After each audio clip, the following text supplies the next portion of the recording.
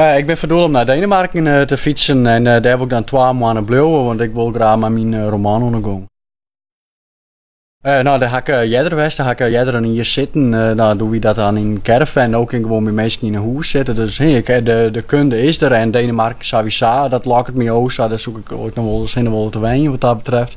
Dus ja, vandaar dat ik dacht, dan ga ik er eigenlijk net naar hoeven te denken van, nou ja, dan ging ik weer naar Denemarken en daar wie je plak van mij, dus dan weer het heel leuk zelfs.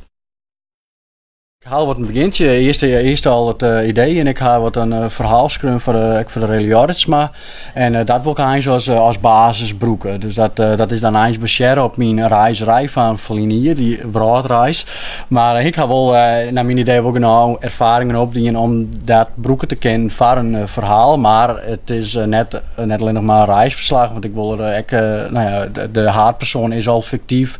En nou ja, wat hij dan zelfs alles eromheen is dan ook fictief. Dus het wordt dan echt een roman, maar dan wel nou ja, op grond van mijn reizerij.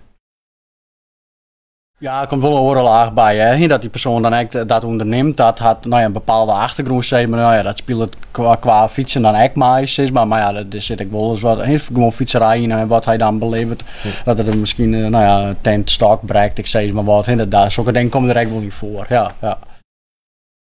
Ik wil echt even een beginmaatje en dan hoop ik dan in de een van Takamier wel dan omdat er dan al een bulk light, hoop ik zelfs dat ik dan dat Takamier dan afschreeuwen kan. Ja, want ik ga absoluut net de illusie dat ik het afschreeuwen kan. Nee. Als ik maar zijn de flow zit dat ik daar in achterom schreeuw, maar nou ja, het zou dan weer. Nee, eigenlijk nog net. Nee, maar ik eerlijk gezegd dat ik stream in mijn titels ben, vind ik zelfs. Maar nee, dat had ik nog net. Nee.